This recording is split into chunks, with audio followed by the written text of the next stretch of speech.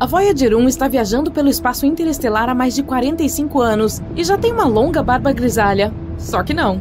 De repente, ela começou a enviar sinais estranhos para a Terra.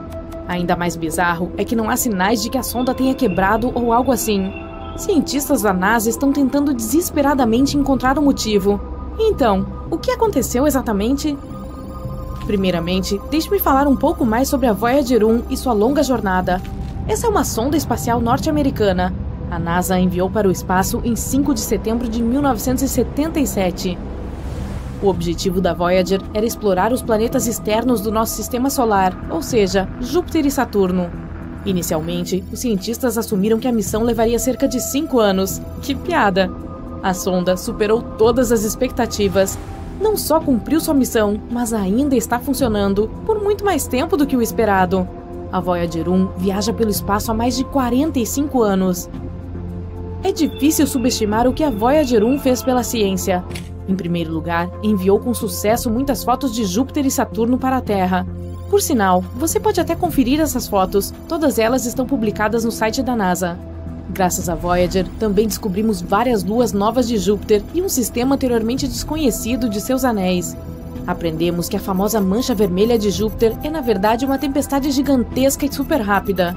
E após deixar a órbita de Netuno para trás, a sonda também enviou muitos dados importantes sobre plasma interestelar. E então, a Voyager 1 provou com sucesso aos cientistas o quão útil ela era. Depois disso, se dirigiu alegremente para o seu próximo objetivo, o Cinturão de Kuiper e a Heliosfera. O Cinturão de Kuiper é um anel de corpos gelados que se estende de Netuno até uma distância de aproximadamente 50 unidades astronômicas do Sol. É meio parecido com um cinturão de asteroides, mas cerca de 20 vezes mais largo e 100 vezes mais pesado. E a heliosfera é uma área ao redor do Sol onde a pressão do vento solar é equilibrada com a pressão do gás interestelar. Sim, eu sei, parece uma coisa científica difícil. Apenas tenha em mente que esses dados realmente nos ajudam a entender o universo como um todo. Então, essa é a última tarefa da Voyager, nos contar mais sobre o espaço interestelar.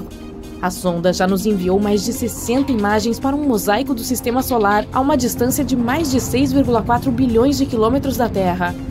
Os cientistas usaram essas imagens para montar uma única imagem colorida. A foto foi chamada de Pale Blue Dot, e você provavelmente já adivinhou o que é esse ponto, ou dot. Sim, é assim que nossa Terra se parece através dos olhos da Voyager. Essa foto mostra claramente o quão pequenos realmente somos. Mas a Voyager também tem outra missão ainda mais importante: contar a outras civilizações sobre nós, humanos. Você deve ter ouvido falar sobre a famosa Voyager Golden Records, ou discos de ouro da Voyager. Foram criados muitos arquivos de áudio e vídeo e adicionados a esses registros.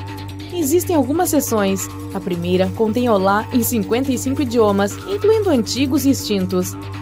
Quase 80% das gravações são peças musicais diferentes. Música clássica, como Bach, Beethoven, Mozart e Stravinsky. Música folclórica de diferentes países e eras. E um pouco de blues, como músicas famosas de Louis Armstrong e Chuck Berry. Os 20% restantes das gravações contêm diferentes vozes humanas, sons da natureza e animais, assim como 116 imagens codificadas como sinais de áudio. Há também gravações de discursos de Kurt Waldheim, ex-secretário da ONU, e Jimmy Carter, ex-presidente dos Estados Unidos, com mensagens amigáveis. Além das gravações, os cientistas também incluíram uma agulha para tocá-las. Não se preocupe, eles também deixaram um desenho simples que mostrava como usar todas essas coisas e como traduzir os sons em imagens. Eles adicionaram as coordenadas da Terra, que criaram usando um mapa pulsar. Ele mostra a posição do Sol na Via Láctea. As gravações foram colocadas em uma caixa de alumínio coberta com ouro para protegê-las contra a radiação e a poeira cósmica. Carregando essas gravações, a Voyager 1 partiu em sua longa jornada e já percorreu uma bela distância, eu diria. No momento, ela está a 154 unidades astronômicas de distância de nós. Isso é cerca de 23,3 bilhões de quilômetros. Isso a torna o objeto feito pelo homem mais distante. Inicialmente, esse título pertencia à missão Pioneer 10, mas a Voyager a ultrapassou em 1998. Que pechincha para a NASA! Já passou e muito da sua data de validade. A Voyager 1 é realmente tão incrível que até ultrapassou sua irmã gêmea, a Voyager 2, que por sinal havia sido enviada para o espaço 2 semanas antes. A Voyager 1 se move a uma velocidade de 17 km por segundo. Isso é 56 mil km por hora. Mesmo o carro esportivo mais rápido do mundo viaja a uma velocidade de apenas 490 km por hora. Então, é difícil imaginar a velocidade da Voyager. De qualquer forma, no momento, a sonda está indo para as fronteiras da nuvem de Oort. Esse é o nome de uma camada hipotética de objetos gelados ao redor do Sistema Solar. Os astrônomos ainda não confirmaram sua existência, mas têm quase certeza de que está lá.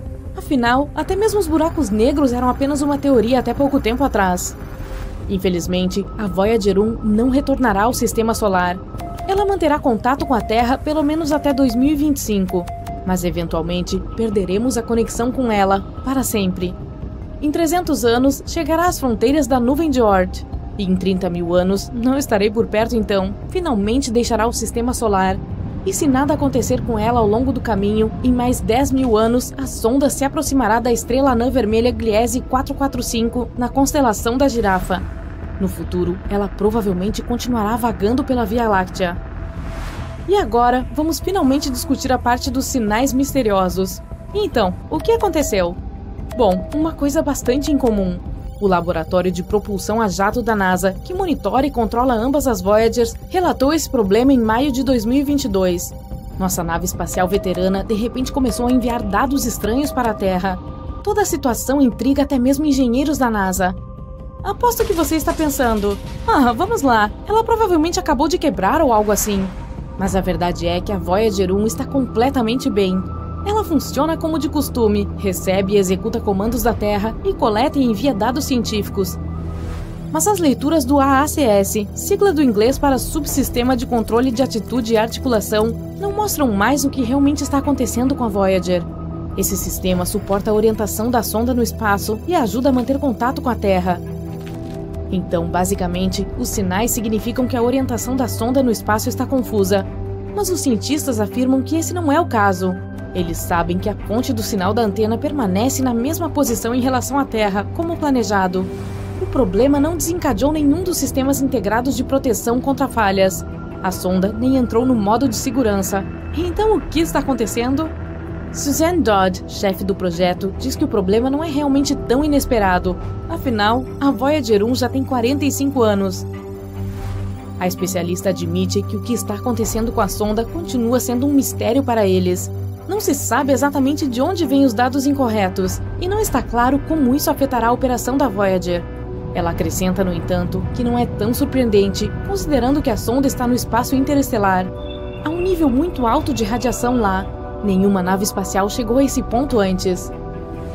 Cientistas da NASA dizem que continuarão monitorando de perto os dados provenientes da Voyager 1 até descobrirem o problema. Se o encontrarem, a equipe de gerenciamento tentará consertá-lo. Caso contrário, a equipe terá que se adaptar às novas condições. No entanto, pode não ser suficiente apenas entender o problema. Leva até 20 horas e 33 minutos para receber o sinal da Voyager, e leva a mesma quantidade de tempo para responder a ele. Bem, pelo menos a segunda nave espacial, a Voyager 2, está completamente bem. Mesmo que também esteja atualmente no espaço interestelar, a uma distância de 19,3 bilhões de quilômetros da Terra. De qualquer forma, só podemos esperar por notícias e desejar que o problema seja resolvido. Na verdade, eu me pergunto quanto tempo a Voyager 1 pode durar. Será capaz de voar para as fronteiras da nuvem de Oort em 300 anos? O que você acha? Eu gostaria de saber sua opinião nos comentários. Ainda não conseguimos encontrar a fonte do sinal misterioso que estamos recebendo desde 2018. Nós o recebemos a cada 22 minutos e nada pode explicar isso. Alguns cientistas até acreditam que ele pode estar vindo de outra civilização que ainda não conhecemos.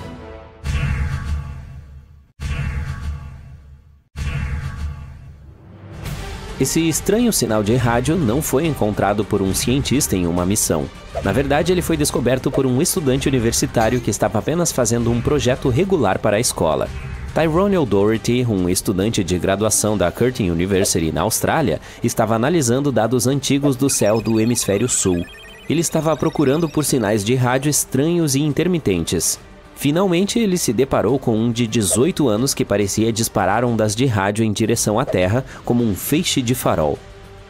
Animado com a descoberta, Tyrone a compartilhou com sua mentora, a radioastrônoma Natasha Hurley Walker.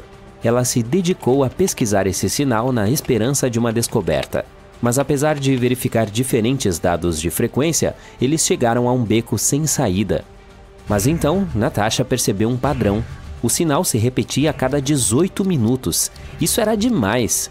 Mas quando eles estavam se preparando para estudá-lo melhor, puf! O sinal desapareceu depois de apenas 3 meses, deixando-o sem nada. Sem desistir, Natasha e sua equipe examinaram os céus novamente, desesperados por uma pista. Meses se passaram, mas nada apareceu. Eles estavam prontos para desistir e, de repente, um novo sinal apareceu. Ele ficou piscando por 5 minutos, depois desapareceu e voltou exatamente 22 minutos depois. A principal dúvida era se esse sinal estava relacionado a um sinal de 18 minutos. Para descobrir isso, Natasha voltou aos dados de rádio antigos daquela área. À medida que se aprofundavam, perceberam que sim, e esses sinais não são nada novos. Eles estão sendo enviados para a Terra há 35 anos. Em 1888, telescópios indianos e americanos os captaram, mas eles foram enterrados sob toneladas de outros dados. Essa foi uma ótima notícia para os exploradores espaciais, pois significava que agora eles poderiam calcular a distância desse objeto misterioso. Depois de fazer as contas, eles descobriram que ele estava incrivelmente longe, mesmo em uma escala espacial, a 15 mil anos-luz da Terra. Agora, a única coisa que faltava descobrir era o que exatamente era esse objeto. Walker e sua equipe começaram a compará-lo com todos os objetos emissores de rádio conhecidos. No entanto, sua origem continua sendo um mistério. Os sinais ainda aparecem a cada 22 minutos nas telas da NASA, sempre terminando com uma frustrante mensagem de correspondência não encontrada. Os cientistas o chamaram de J183910. Alguns acham que o sinal pode vir de alguns seres extraterrestres. Talvez seja o sinal que o SETI, a busca por inteligência extraterrestre, esteja esperando. Esse projeto vem trabalhando há mais de 50 anos, tentando encontrar qualquer evidência de vida além da Terra. Eles também escaneiam o céu em busca de ondas de rádio, pulsos de laser e outros sinais misteriosos. Portanto, talvez seja uma maneira de os extraterrestres comunicarem sua localização. Embora essa ideia possa parecer empolgante, precisamos ter cuidado ao tirar conclusões precipitadas. Primeiro, não temos provas sólidas para isso. Antes de qualquer evidência concreta, trata-se apenas de especulação. Além disso, há outras explicações mais plausíveis. O mais provável é que seja proveniente de um fenômeno natural, e há algumas teorias para isso. A primeira é a teoria do pulsar. Imagine uma estrela enorme no espaço, muito maior do que o nosso Sol. Às vezes, essas grandes estrelas terminam suas jornadas de vida em um evento espetacular chamado supernova. Quando isso acontece, o núcleo da estrela entra em colapso, tornando-se supercompacto, como se você estivesse espremendo todo o material da estrela em um espaço minúsculo. Esse núcleo minúsculo e superdenso é chamado de estrela de nêutrons. Algumas dessas estrelas de nêutrons são muito especiais. Nós as chamamos de pulsares. Elas receberam esse nome porque parecem pulsar com energia, como um farol espacial. Esses pulsares têm campos magnéticos incrivelmente fortes, muito mais fortes do que os encontrados na Terra. Eles são como enormes ímãs no espaço. Por causa disso, eles disparam feixes de energia. Eles também estão girando muito rápido, de modo que esses feixes de energia parecem pulsar e se desligar à medida que giram. O estranho sinal que detectamos parece ter semelhanças com pulsares, mas não é bem assim. Os pulsares geralmente têm uma vida útil previsível e desaceleram com o tempo, acabando por interromper seus sinais de rádio. Em contraste, nosso sinal misterioso é bastante persistente e está piscando além do que é esperado para pulsares. Bem, talvez não seja um pulsar típico, ou não seja um pulsar de fato. Há também uma teoria magnetar. Um magnetar é outro tipo de estrela de nêutrons. Elas são como versões superalimentadas dos pulsares, com campos magnéticos ainda mais fortes e períodos de pulsação um pouco mais longos. Talvez seja essa a causa da intensa persistência do nosso sinal. Entretanto, quando plotamos os dados, percebemos que o sinal também não correspondia às vibrações do magnetar. Os magnetares não apenas emitem ondas de rádio, mas também poderosos raios-x, pois são muito energéticos. mas o sinal que recebemos estava emitindo apenas ondas de rádio. Portanto, concluímos que não se trata de um pulsar nem de um magnetar. O comportamento do sinal é muito estranho e sugere uma fonte não natural. Isso significa que pode haver algo no universo que os cientistas ainda não exploraram completamente. E há um objeto espacial sobre o qual não sabemos muito. A teoria final é o chamado pulsar anão. Um pulsar anão é como uma estrela que pisca com flashes de luz, semelhante aos pulsares, mas leva mais tempo para cada piscar. Normalmente as anãs brancas são os restos de estrelas menores. Elas não piscam porque seu campo magnético não é tão forte quanto o dos pulsares. Mas quando uma anã branca se torna bastante robusta, quase a massa do nosso Sol, ela fica super densa e começa a pulsar com um forte campo magnético, exatamente como os pulsares. Elas têm uma peculiaridade interessante. As anãs brancas são feitas de elétrons e não de nêutrons como os pulsares. Quando esses elétrons carregados começam a dançar com o campo magnético, eles emitem flashes de luz periódicos que ocorrem a cada 100 ou 1000 segundos. Como você se lembra, nosso sinal tem um período de 22 minutos, 1320 segundos, um pouco mais longo do que os pulsares de anãs brancas comuns, mas está muito mais próximo da verdade. Até agora, essa parece ser a explicação mais plausível. Mas mesmo essa teoria ainda não está totalmente confirmada. Isso apenas mostra o quanto há no universo que ainda estamos descobrindo. Por exemplo, Fast Radio Bursts, outro tipo misterioso de sinal que estamos detectando.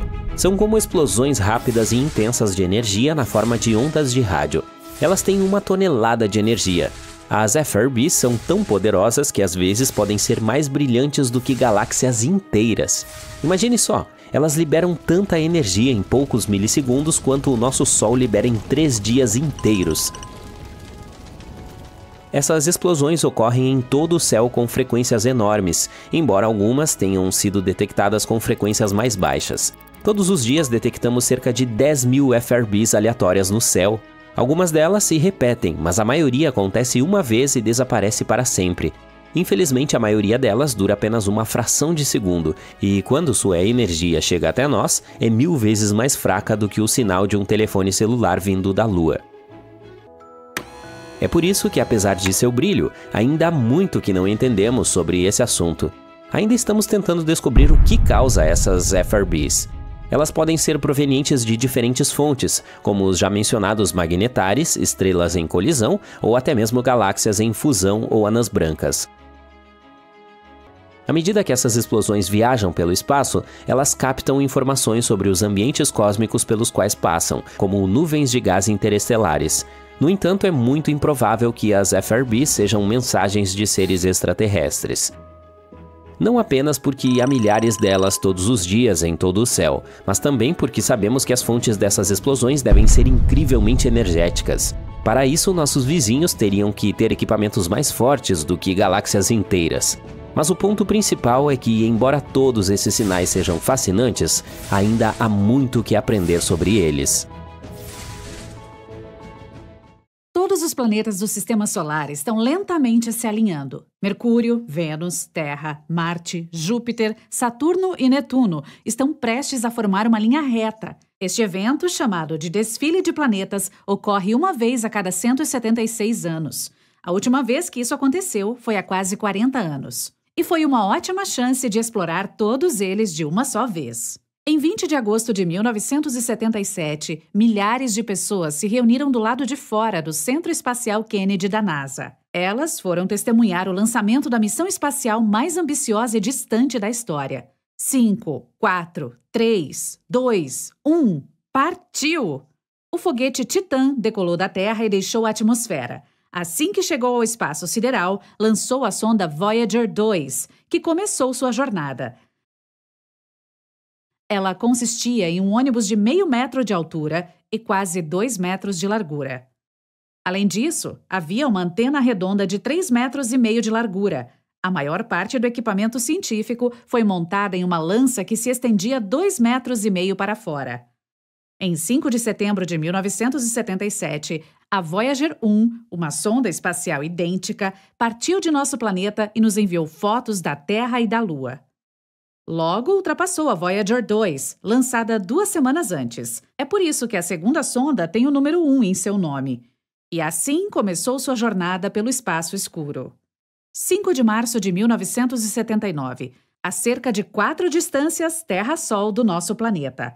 A Voyager 1 se aproximou de Júpiter e preparou seu equipamento científico para explorar o planeta. A sonda tinha vários equipamentos, incluindo um sistema de 2 câmeras com lentes teleobjetivas e grande-angulares. Dessa maneira, poderia tirar fotos completas, assim como em close-up, de lugares específicos do planeta e seus satélites. A sonda também tinha um sistema de radiociência para determinar a composição atmosférica, o peso e os campos gravitacionais dos planetas que encontrasse. Espectrômetros infravermelhos e ultravioletas podem ajudar a medir a radiação e a temperatura invisíveis ao olho humano. Vários sensores foram usados para examinar os raios cósmicos. A Voyager 1 foi a primeira a encontrar vulcões fora da Terra.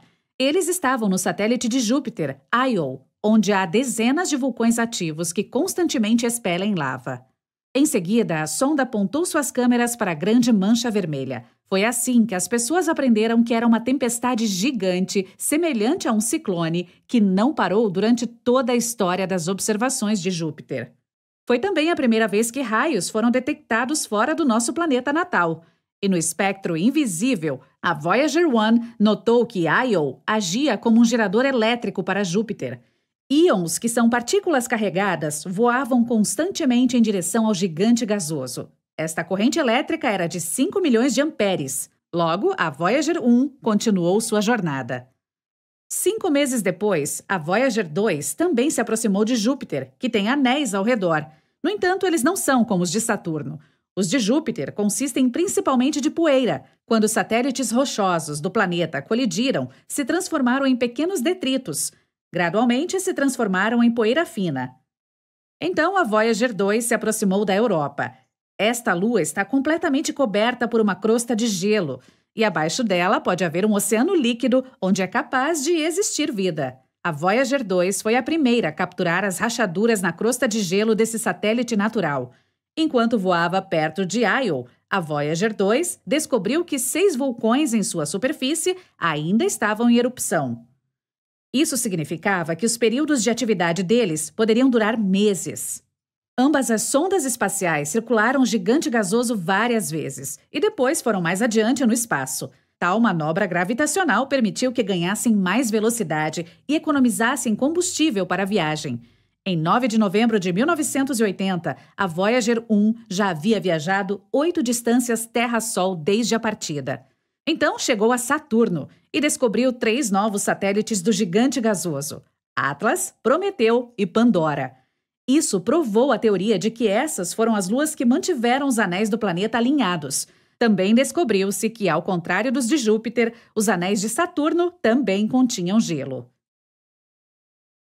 A Voyager 1 deu uma conferida em Titã, o maior satélite de Saturno, que é 50% maior que a nossa Lua e tem até uma atmosfera. É o único lugar no Sistema Solar, além da Terra, onde é provado que a água líquida existe. É por isso que os cientistas não negam a possibilidade de vida lá. Então, na hora de outra manobra de gravidade. A sonda mais uma vez se afastou da órbita do planeta. Desta vez estava mirando para cima em relação à linha do desfile dos planetas. Quase um ano depois, a Voyager 2 chegou lá. Ela fez um sobrevoo em vários satélites gelados de Saturno. Supostamente, há muito tempo, essas luas colidiram e retiraram enormes pedaços de gelo e rocha um do outro. Esses detritos orbitaram Saturno, colidiram e lentamente desmoronaram em poeira, consistindo de gelo e rocha. Foi assim que nasceram os famosos anéis de Saturno. Outra manobra de gravidade e a Voyager 2 partiu para o próximo gigante gasoso. 5 anos depois, chegou ao seu destino a 17 distâncias Terra-Sol do nosso planeta. Pela primeira vez, um objeto feito pelo homem se aproximou de Urano. A Voyager 2 descobriu 11 novas luas ali. Também descobriu que Urano era o planeta mais frio do Sistema Solar. Sua temperatura é de menos 213 graus. Isso é 4 vezes mais frio do que a temperatura no Polo Sul. Naquela época, a rede de espaço profundo estava sendo testada na Terra pela primeira vez. É uma rede de radiotelescópios em todo o planeta. Eles miram em certos pontos do céu para estabelecer comunicação com objetos extremamente distantes. Esses telescópios têm recebido com sucesso sinais das Voyagers 1 e 2. 25 de agosto de 1989. A Voyager 2 já havia percorrido 23 distâncias Terra-Sol e chegou a Netuno. Foi a primeira vez que as pessoas receberam imagens tão próximas desse planeta azul. A sonda descobriu 6 novas luas ali e também tirou as primeiras fotos dos anéis do planeta. Os engenheiros desligaram as câmeras do objeto espacial para poupar energia e poder usar o seu computador principal e os instrumentos que mediram o vento solar e interestelar. A Voyager 2 deixou Netuno e foi para o espaço profundo. Por isso, não precisava mais das câmeras. Alguns meses depois, a 1 enviou sua última foto para a Terra. Era um retrato de família de todo o nosso sistema solar. Cada ponto pálido era um planeta. Você mal consegue reconhecer a Terra na imagem. Depois disso, a câmera foi desligada para economizar energia. Este foi o início da missão interestelar para a Voyager 1. Por 15 anos, ela estava voando para a borda do sistema solar. Em 16 de dezembro de 2004, passou pelo choque de terminação. É aqui que o vento solar de repente desacelera e esquenta após colidir com o vento interestelar. A sonda espacial conseguiu suportar esse teste e continuou sua jornada. Em 2007, a 2 cruzou o mesmo limite. Nesse ponto, os sensores registraram uma temperatura de cerca de 130 graus, mas a sonda conseguiu resistir a isso e continuou sua jornada pelo cosmos escuro. Ambas as Voyagers se moveram pelo espaço interestelar em direções diferentes e descobriram que a heliosfera, essa bolha de vento solar, não é perfeitamente redonda, parece mais com um ovo. 25 de agosto de 2012, a Voyager 1 se tornou o primeiro objeto feito pelo homem a entrar no espaço interestelar. Agora também é o mais distante da história humana. Em 5 de novembro de 2018, a 2 também deixou o sistema solar. As duas sondas continuaram sua jornada para o espaço profundo. No momento, as Voyagers estão operacionais há 44 anos. A 1 percorreu 153 distâncias Terra-Sol e está avançando a mais de 61 mil quilômetros por hora. Em cerca de 300 anos, as duas chegarão à nuvem de Oort. Essa é uma região hipotética ao redor do sistema solar, com nada além de asteroides e blocos de gelo. Os cientistas acreditam que podem atingir as estrelas mais próximas nos próximos 40 mil anos. Talvez um dia entrem nesses sistemas estelares e explorem mundos desconhecidos. Pode haver planetas ali que se pareçam com os nossos. As sondas podem até encontrar uma civilização inteligente lá. Por este motivo, cada Voyager carrega um disco de ouro com uma mensagem. Existem 115 imagens. Entre elas estão nossos sistemas numéricos, um mapa do sistema solar e imagens dos planetas, diagramas de DNA humano, retratos de pessoas e paisagens da Terra. Há também saudações em 55 línguas, incluindo a mais antiga e mais nova delas. E ainda 90 minutos de música de todos os cantos do nosso planeta. As Voyagers ainda carregam um dispositivo para reproduzir esses sons. Se outra civilização se apossar desse disco, seus cientistas podem decodificar os dados passo a passo. Então, essa civilização pode decidir nos fazer uma visita amigável. No entanto, terá que repetir a jornada heróica das Voyagers. Dezenas de anos-luz através do espaço escuro. Em seguida, cruzando a fronteira do sistema solar. E, finalmente, passando por Netuno, Urano, Saturno, Júpiter, Marte e o cinturão de asteroides em direção ao pequeno planeta azul. Só podemos esperar que as pessoas sejam avançadas o suficiente para recebê-las.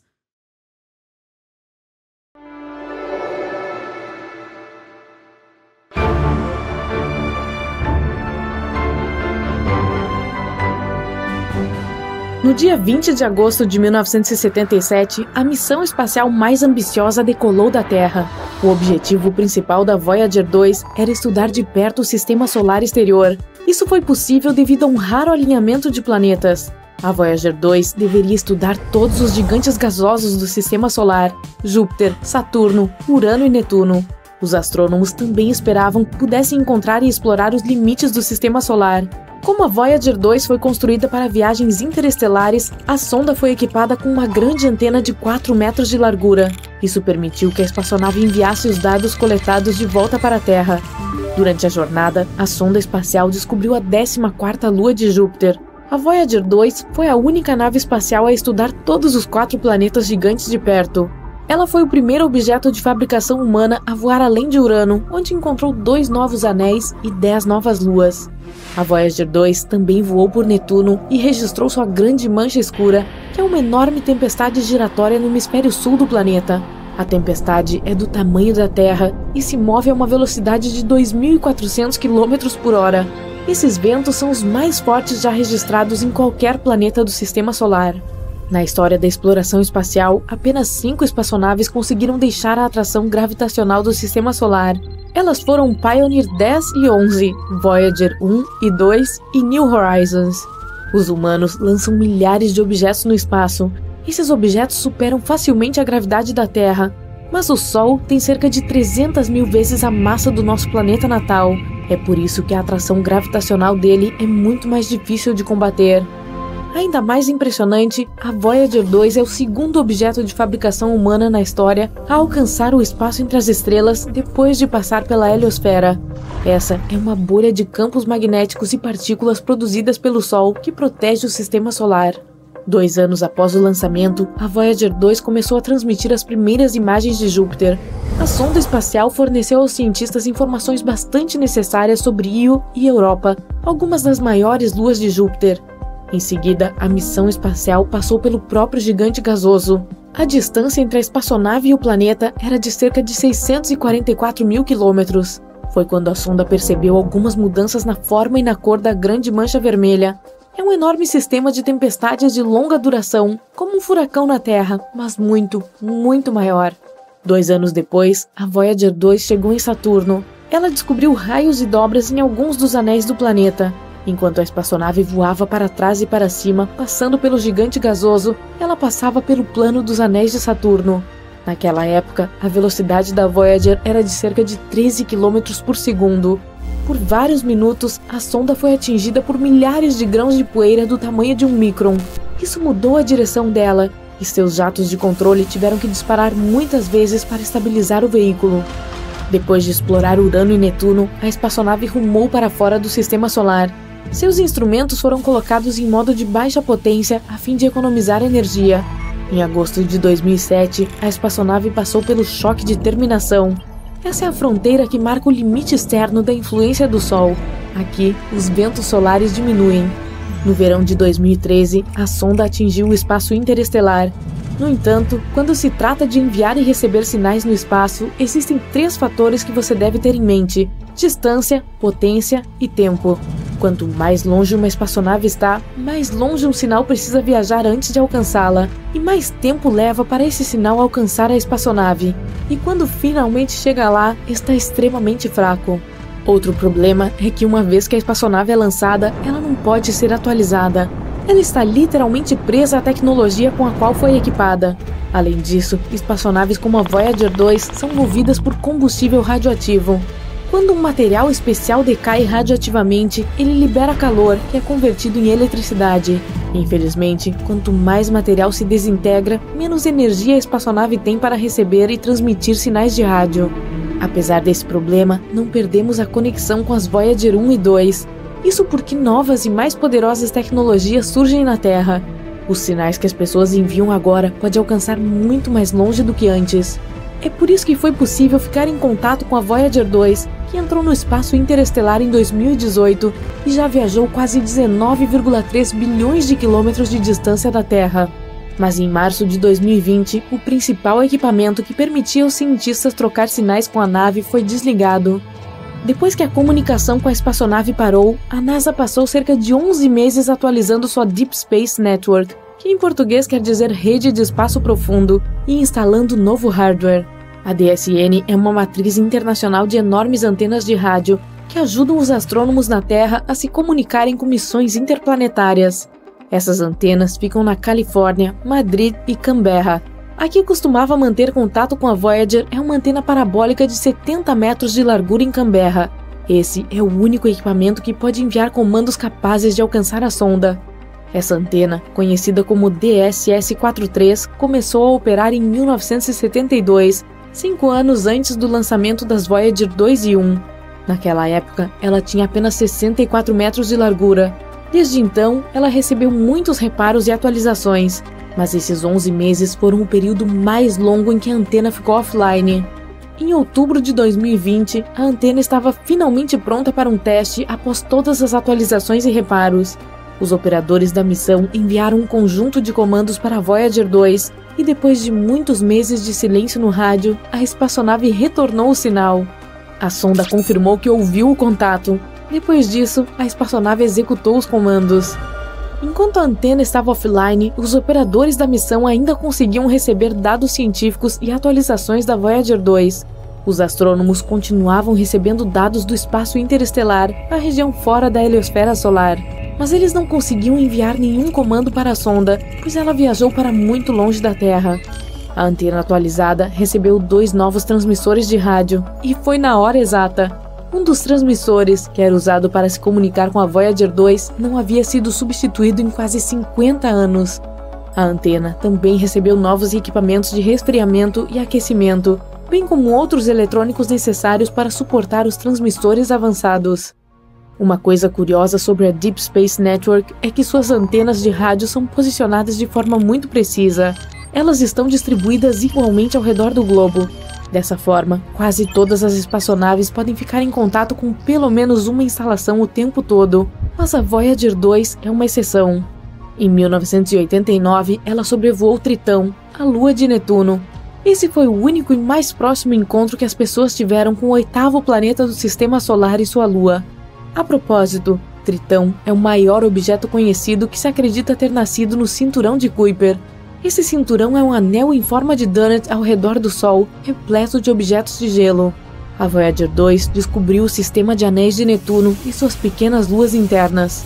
A sonda também coletou muitas informações surpreendentes sobre Tritão. Por exemplo, ficou claro que a Lua é coberta de criovulcões. Em vez de cuspir rocha derretida, esses vulcões cospem gelo composto por água, amônia e metano. Quando a espaçonave New Horizons passou por Plutão mais de 25 anos depois, descobriu o mesmo fenômeno no planeta anão. De qualquer forma, para fazer esse desvio, a Voyager 2 teve que viajar pelo polo norte do gigante gasoso. Mas isso mudou a trajetória da sonda, desviando-a para o sul em relação aos planos dos planetas. Desde então, a Voyager 2 tem se movido nessa direção. E agora, a espaçonave está tão longe que está fora do alcance das antenas de rádio no hemisfério norte, aquelas em Madrid, na Califórnia. Isso torna a DSS-43, localizada no hemisfério sul, a única antena poderosa o suficiente para transmitir a frequência certa para enviar comandos para a Voyager 2. A Voyager 1, a gêmea da sonda de viagem rápida, não mudou sua trajetória. Depois de passar por Saturno, tomou um caminho diferente. É por isso que agora ela pode se comunicar facilmente com as 2 instalações no hemisfério norte. A atualização pela qual o complexo de comunicação de espaço profundo de Canberra passou também pode beneficiar outras missões espaciais. Por exemplo, o astromóvel Mars Perseverance, que pousou no planeta vermelho em 18 de fevereiro de 2021. A antena também será crucial para explorar outros planetas e a Lua. A tripulação espacial estava se preparando para o lançamento há mais de 3 anos. Os preparativos para o pouso no estranho planeta incluíam a coleta e o estudo de amostras de rochas do Grand Canyon, a exploração de antigas formações vulcânicas na área de testes de Nevada e a investigação de respiradouros de gás e lava, lagos de lava e crateras em vários locais no Havaí. Para poder resistir às condições da microgravidade, os tripulantes aprenderam a andar em sentido oblíquo, sendo amarrados e suspensos pelas laterais e tentando se mover ao longo das paredes. Tiveram que testar seus limites por meio de dietas intensivas e regimes de sono para garantir que ficariam seguros no espaço sideral. Levaram 3 dias, 3 horas e 49 minutos para chegar à superfície desse novo mundo em um lugar chamado Mar da Tranquilidade. Eles poderiam ter ido para o Oceano das Tempestades ou para a Baía Central, mas escolheram este lugar para pousar, pois tinha boa visibilidade e era relativamente regular e facilmente alcançável com o mínimo de propelente possível. Uma das primeiras coisas que notaram quando chegaram lá foi que, bem, o lugar cheirava mal. Isso pode parecer com o começo de uma história de ficção científica, mas na verdade é o verdadeiro relato sobre como a missão Apollo 11 pousou na Lua em 20 de julho de 1969. Desde então, a Lua teve 12 visitantes humanos até hoje. Pensamos nela como nossa vizinha espacial, mas ainda há muito que não sabemos sobre esse misterioso satélite. E isso não deve surpreender, já que a Lua está sempre nos mostrando a mesma face.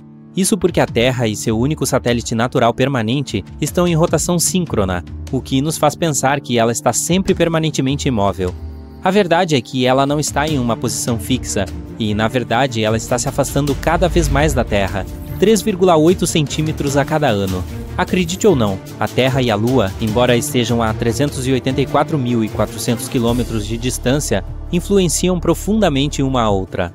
Enquanto a Lua é parcialmente responsável pelas marés dos mares e oceanos na superfície do nosso planeta, nossa Terra é realmente a causadora de movimentos na Lua. Eles são chamados de terremotos lunares, ou lunamotos, e duram muito mais do que terremotos, alguns deles chegando a até meia hora. A Lua pode parecer perfeitamente redonda para nós em uma noite quente de verão, mas ela é, na verdade, oval. A forma de limão é causada pela atração gravitacional da Terra. Quando se trata de vestígios de humanos, a nossa Lua tem mais do que pegadas. Em 1969, astronautas americanos deixaram muitos objetos na superfície do nosso satélite, como 2 bolas de golfe, um desenho do famoso artista Andy Warhol e uma mensagem da própria rainha Elizabeth II. Uma das últimas pessoas a pisar na Lua até hoje foi um astronauta chamado Eugene Cernan. Ele rabiscou as iniciais de sua filha na superfície lunar em 1972. Como parece que não há vento ou qualquer outro tipo de mudança climática lá, as letras TDC podem ficar lá para sempre. Na verdade, é possível ser alérgico à Lua. Harrison Jack Schmitt, um astronauta da missão Apollo 17, passou um tempo no Vale do Mar da Serenidade. Depois subiu de volta ao módulo lunar da tripulação e ficou um pouco de poeira lunar nele. Assim que tirou o traje espacial, ele ficou com os olhos vermelhos, espirrando e com outras reações alérgicas que duraram 2 horas. Como está tão perto de nós, estabelecemos que a Lua tem um fuso horário próprio.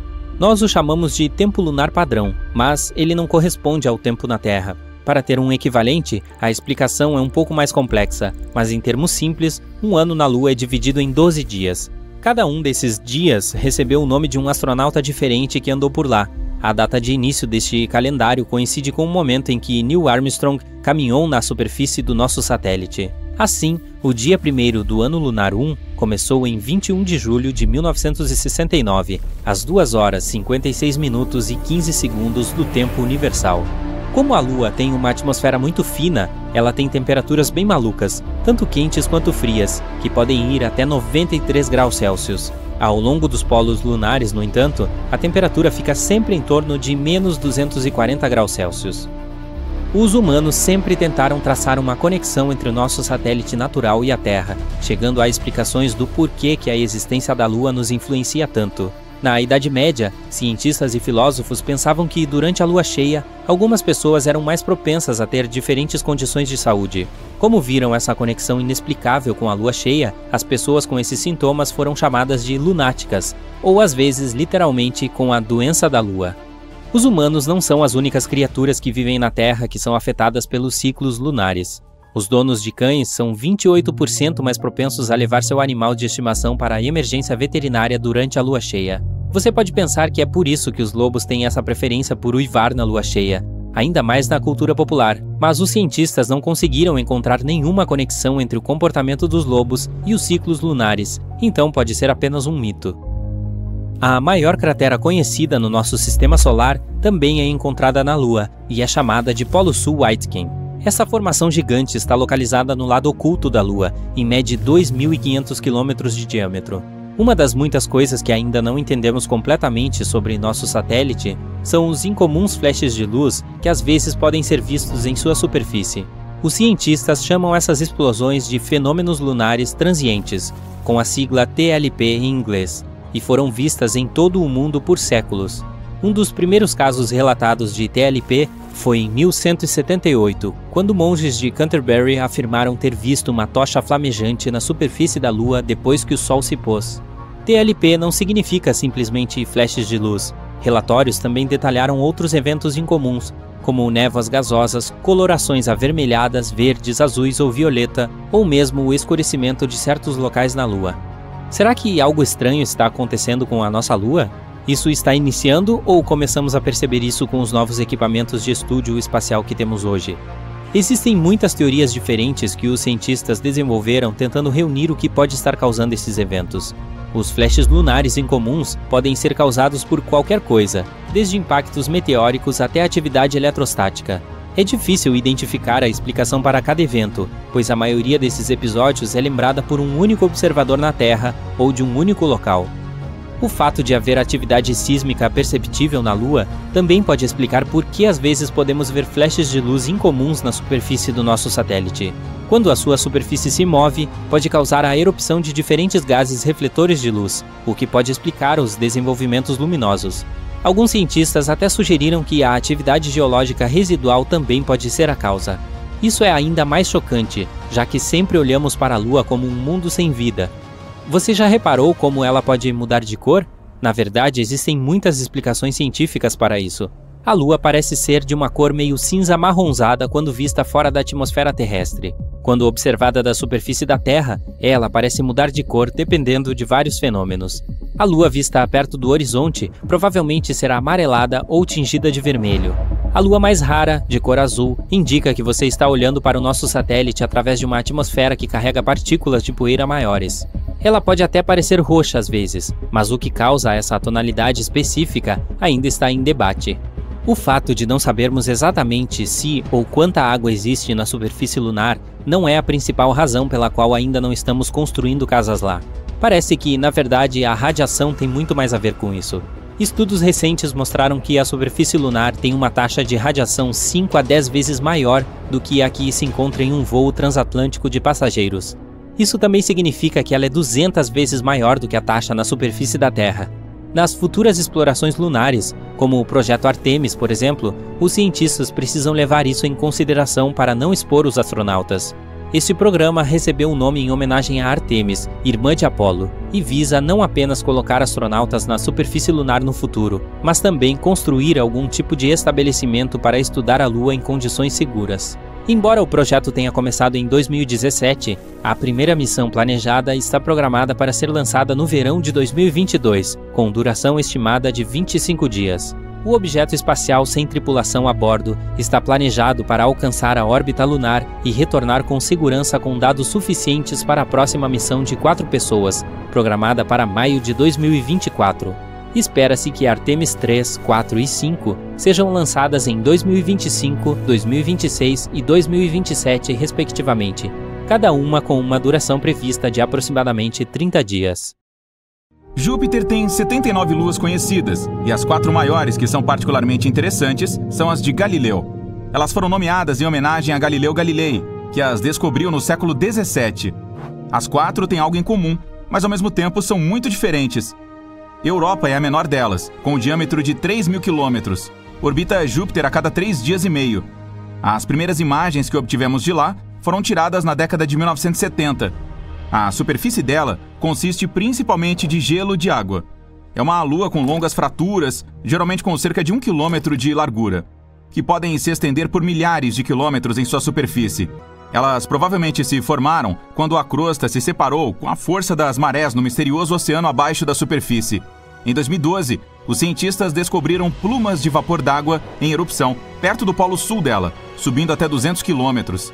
Elas podem nos ajudar a descobrir o que há dentro de Europa sem precisar pousar lá. Os pesquisadores acham que pode haver um oceano magnífico escondido de 15 a 25 quilômetros abaixo da superfície sólida, com 65 a 160 quilômetros de profundidade. Mesmo tendo apenas 1/4 do diâmetro da Terra, ela contém o dobro de água de todos os nossos oceanos juntos. Esse oceano é um ambiente potencial para algumas formas de vida, na qual os cientistas acreditam que toda a crosta de gelo está flutuando e provavelmente faz uma rotação completa em torno de Europa, uma vez a cada 12.000 anos. Na imagem que a espaçonave Galileu tirou, você pode ver pequenas manchas marrom escuras, com 10 quilômetros de diâmetro, e que se formaram à medida que o material quente e menos denso chegava à superfície. Ela pode também ter empurrado a crosta ou rompeu tudo junto. A superfície de Europa consiste nos chamados terrenos do caos, que são áreas rugosas rodeadas por uma superfície mais lisa. Seu equador talvez seja coberto por pontas de gelo chamadas penitentes, que podem chegar a 15 metros de altura. Nós temos assim na Terra também, especialmente em áreas secas de grandes altitudes. Mas nenhuma delas é tão grande quanto as de Europa. Nossa Lua tem mais de 5.000 grandes crateras em um diâmetro de mais de 25 quilômetros.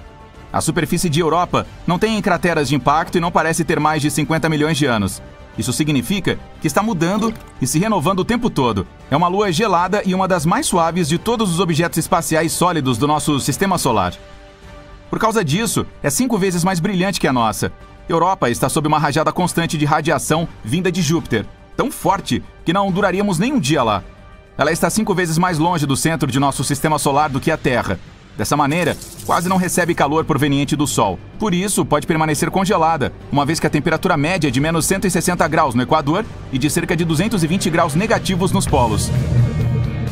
Há cerca de 40 anos, a espaçonave Voyager 1 chegou perto da Lua rochosa e descobriu que ela é a campeã vulcânica do nosso sistema solar.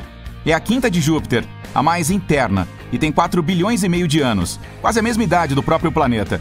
É semelhante em tamanho ao nosso satélite natural, e ainda tem densidade e quantidade de gravidade semelhantes.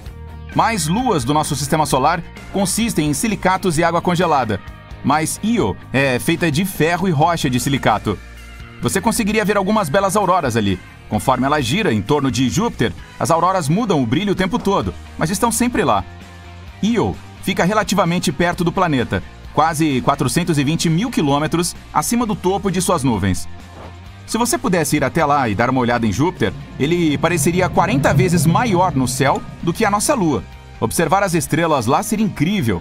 Io precisa de 42 horas e meia para orbitar Júpiter, sendo que a nossa Lua necessita de quase um mês. Em alguns pontos, a altura da maré desse satélite de Júpiter pode chegar a 100 metros. É semelhante ao que temos na Terra. A gravidade da nossa Lua causa marés oceânicas. Io não tem oceano, mas o próprio solo se move, subindo e descendo.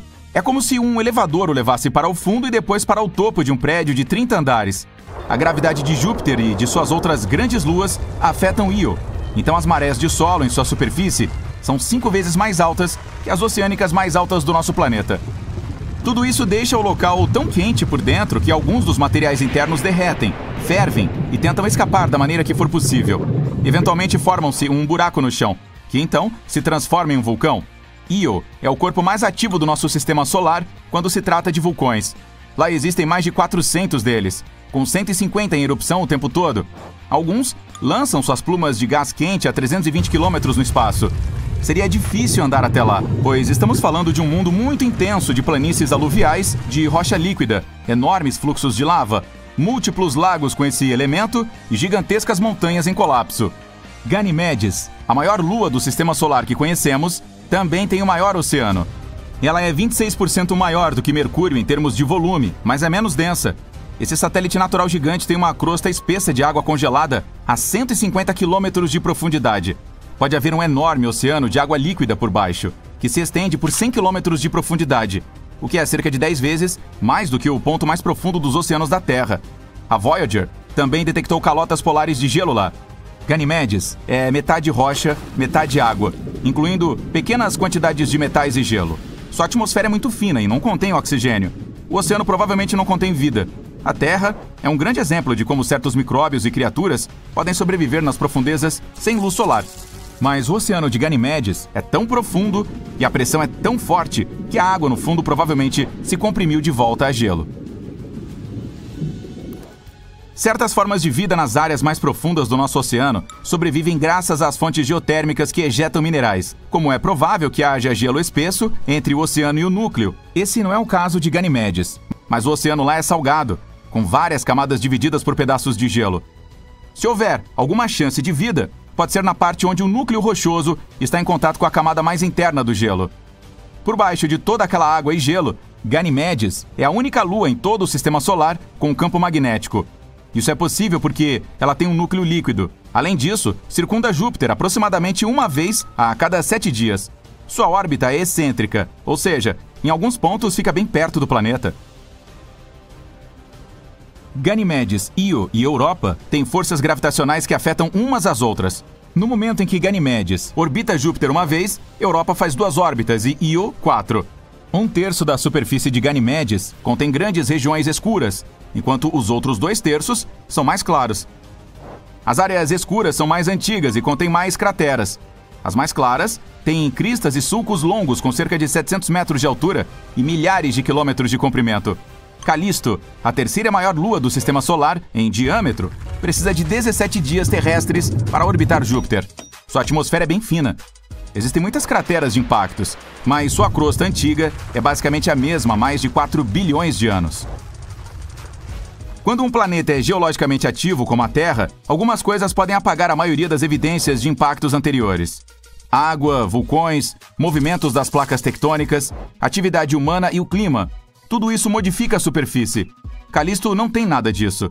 Os cientistas acham que essa lua costumava ser um mundo oceânico que acabou congelando. Ela foi atingida por meteoros de vez em quando, mas permaneceu intocada em sua maior parte. No entanto, possui algumas crateras bastante impressionantes, como Valhalla, a maior cratera com vários anéis do nosso Sistema Solar, com 4.000 quilômetros de diâmetro. As principais crateras em Callisto contêm mais anéis do que em outros corpos celestes. O que quer que tenha atingido esta lua era grande o suficiente para perfurar a fina crosta, fazendo com que a água se espalhasse na superfície. E abaixo desta crosta fina pode haver um oceano salgado ou gelo macio. A sonda espacial Galileu detectou que o campo magnético de Júpiter não conseguia penetrar através dessa lua, provavelmente por causa de uma camada de, pelo menos, 10 quilômetros de espessura. E é por isso que é difícil explorar Callisto. Luas como Europa têm aberturas que ejetam água dos oceanos subterrâneos. Mas para explorar Callisto e observar mais sobre seu passado, teríamos que usar um método à moda antiga, escavando através da crosta. Se quiséssemos chegar às partes externas do nosso Sistema Solar, Callisto seria um ótimo local, pois a radiação de Júpiter não o alcança, então estaríamos mais seguros lá do que em algumas outras luas internas. Uma parede de fogo se espalha em torno do epicentro do impacto, queimando tudo em seu caminho. As ondas levantadas pela explosão cobrem grandes cidades, e os terremotos são tão fortes que arranha-céus gigantes caem como se fossem um castelo de cartas. Essas são as possíveis consequências da colisão com o primeiro objeto interestelar da história a visitar o nosso Sistema Solar. Nós o descobrimos em 2017, mas ainda não temos certeza do que é. Um asteroide, um cometa ou uma nave espacial de alguma outra civilização. Até agora, os cientistas o chamaram de Oumuamua. Soa como uma vaca havaiana. Seja o que for, sua velocidade é muito maior do que a dos outros asteroides, cerca de 87 km por segundo. Nessa velocidade, você poderia cruzar os Estados Unidos de costa a costa em menos de 3 minutos. Portanto, esse asteroide pode viajar da Terra ao Sol em cerca de 2 meses. Em comparação, nossos foguetes podem viajar a até 27.000 km por hora. A mesma viagem pelos Estados Unidos levaria cerca de 9 minutos. Assim, muitos cientistas especulam que este é um objeto artificial criado por uma civilização muito avançada. Certo, a forma do objeto corrobora essa teoria. Ele é longo e estreito e lembra uma nave espacial. Tem cerca de 800 metros de comprimento, muito maior que a Torre Eiffel. Os cientistas decidiram ver se o Oumuamua era realmente uma nave espacial e apontaram alguns radiotelescópios para ele. Se a civilização naquela nave tivesse usado comunicações ou nos examinado com sua tecnologia, saberíamos disso. Mas o silêncio foi total, mais ou menos assim. Nenhuma única onda de rádio. Mas isso não refuta a teoria da civilização do espaço sideral. Para ter certeza, decidimos determinar o peso do objeto. Para fazer isso, usamos luz. Mais precisamente, seu reflexo. Veja, diferentes materiais refletem a luz de maneira diferente. Pegamos uma pedra negra desconhecida, por exemplo. Ela absorve quase toda a luz, refletindo quase nada. Confere-se o catálogo. É carvão. Sabendo o tamanho e o material do objeto, podemos determinar o seu peso. Portanto, precisamos ver quanta luz esse objeto reflete. E quando os cientistas apontaram seus telescópios para Oumuamua, descobriram que ele reflete cores que combinam com o ferro e também com algumas rochas sólidas. E Oumuamua estava piscando o tempo todo, um flash brilhante. Em seguida, ele desvanecia lentamente e depois começava a brilhar novamente. Isso significa que ele estava girando. E não estava girando em torno de seu eixo como uma flecha. Girava caoticamente, movendo suas bordas para cima e para baixo. Qualquer objeto artificial ou nave espacial teria sido dilacerado devido à sobrecarga, mas Oumuamua ainda está intacto. Isso significa que ele é feito de materiais super duros que evitam que ele se desintegre. E não é oco como uma nave espacial, é um corpo sólido. Ei, como eu. A velocidade surpreendente desse objeto o torna bastante misterioso. Alguns cometas podem ter a mesma velocidade ou até mais alta, mas eles também têm uma espécie de efeito de foguete. Então, quando a espaçonave parte da plataforma de lançamento, você vê o fogo saindo de seus motores.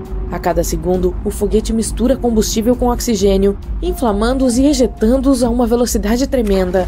De acordo com as leis da física, isso é como empurrar uma parede. O foguete meio que salta com os gases de combustão que emite. É assim que o foguete cria impulso e acelera. Os cometas funcionam segundo um princípio semelhante. Os raios do Sol atingem a superfície do cometa. Elementos leves como o gelo começam a evaporar. Esse gás vai para um lado, o cometa vai para o outro. Assim como um foguete, o cometa está empurrando o gás em evaporação e acelerando. Este gás também forma a longa cauda do cometa. É como se a rocha maciça estivesse arrastando todo esse gás para trás. Ou é como um carro puxando o ar quando vai em alta velocidade. Mas Oumuamua não é um cometa e não tem o mesmo efeito de foguete que um cometa. Então, ele não poderia ter acelerado até essa velocidade. Mas alguns cientistas acreditam que o Oumuamua costumava ter cauda. Embora o tenhamos descoberto em 2017, ele entrou em nosso sistema solar em 1995 e foi atingido pelos raios solares ainda naquela época. Quando o descobrimos, ele já havia perdido cerca de 95% da sua massa. Simplesmente evaporou. Outros cientistas acreditam que Oumuamua obteve essa velocidade durante seu nascimento, em algum lugar distante em outro sistema estelar ou nebulosa. Talvez tenha sido uma colisão dramática de algum exoplaneta com outro objeto cósmico. A energia explosiva colossal da colisão jogou o fragmento alongado no espaço sideral. Ou pode ter sido uma explosão de supernova. Quando uma estrela chega ao fim de sua vida, ela se torna uma gigante vermelha. É uma versão inflada da estrela, centenas de vezes maior. Então, ela encolhe e explode com uma força tremenda. As ondas de explosão podem viajar muitos anos-luz de distância do epicentro, e é um dos eventos mais brilhantes do universo. Portanto, a supernova pode ter despedaçado algum exoplaneta. Um deles, Oumuamua, ganhou muita energia e velocidade e começou sua longa jornada em direção à Terra. Isso pode explicar por que Oumuamua gira tão descontroladamente. Mas recentemente, cientistas publicaram uma teoria em que Oumuamua pode ser um bloco gigante de gelo. O gelo com o qual estamos acostumados é água, H2O, mas no Oumuamua pode ser gelo de nitrogênio, N2. Pode ter permanecido intacto no sistema interestelar por 500 milhões de anos. E quando chegou ao nosso sistema solar, o gelo de nitrogênio poderia ter refletido 2/3 dos raios solares. Portanto, não esquentou tanto. Isso explica por que Oumuamua não tem cauda. O mesmo gelo de nitrogênio pode ser encontrado em Plutão, bem como em Tritão, uma das luas de Netuno. Então, Oumuamua viria de um exoplaneta gelado semelhante, mas só podemos ter certeza enviando uma sonda espacial até ele. Os cientistas bolaram um plano para isso, chamado Projeto Lyra. O problema é que Oumuamua está deixando nosso sistema solar em velocidades tremendas, muito mais rápido do que nossos foguetes podem voar, e precisamos alcançar essa rocha espacial o mais rápido possível, antes que ela se afaste demais. Para fazer isso, podemos usar uma manobra de gravidade. Primeiro, a sonda espacial sobrevoa Júpiter, passa perto de Júpiter para aproveitar sua gravidade e acelerar. Depois disso, a sonda irá em direção ao Sol. Voará ao redor dele o mais próximo possível para disparar como uma catapulta em direção à rocha espacial. A segunda opção para alcançar o asteroide é usar microsondas. Temos que lançar cerca de 1000 delas em órbita. Elas não devem ser mais pesadas que um fósforo. Cada uma terá uma vela leve do tamanho de um ringue de boxe. Em seguida, focalizaremos um poderoso feixe de laser do solo para essa vela. Isso nos permitirá acelerar a sonda a cerca de 20% da velocidade da luz. Não deve ir muito rápido para não voar além do asteroide. Deve ser capaz de entrar em sua órbita ou pousar nele. Mas se formos muito lentos, Oumuamua deixará nosso sistema solar antes que possamos alcançá-lo. Será uma ótima experiência, porque no futuro poderemos usar esses asteroides como um táxi espacial. Tudo o que precisamos fazer é entrar na órbita de tal asteroide interestelar ou mesmo pousar nele. Então, continuaríamos nos movendo através do espaço a velocidades incríveis, sem usar nenhum combustível. Essa seria uma ótima opção para viajar longas distâncias, ou para entregar suprimentos a outros sistemas estelares. Então por que devemos ter medo de tais objetos? Uma colisão com um asteroide do tamanho do Oumuamua pode destruir um estado inteiro. Se acertasse em algum lugar do oceano, poderia causar ondas mais altas do que nossos arranha-céus. Os cientistas estão ansiosos para encontrar maneiras de nos proteger contra esses objetos. Se detectarmos um objeto potencialmente perigoso, podemos enviar uma nave espacial em direção a ele. Pé na tábua! A espaçonave terá que colidir com o asteroide em um ângulo capaz de mover sua trajetória um pouco. Movê-lo muito em uma escala cósmica mudaria dramaticamente o destino final do asteroide, e só precisamos fazê-lo passar pelo nosso planeta. Também podemos criar uma explosão controlada na rocha. Isso se baseia no mesmo princípio. A força da explosão teria que mudar ligeiramente a trajetória do asteroide, ou quebrar uma rocha gigante em pedaços menores. Asteroides com até 25 metros de largura queimariam completamente em nossa atmosfera devido ao atrito com o ar. Rochas entre 25 e 800 metros de tamanho podem não queimar completamente e causar danos locais. Qualquer coisa maior é considerada muito perigosa. Pense nisso. O método tradicional de ficção científica é colocar motores de foguete no asteroide. E então, podemos não apenas mudar a trajetória da rocha espacial, mas também controlá-la. E podemos usá-la contra outros asteroides. Seria algo como uma sinuca espacial.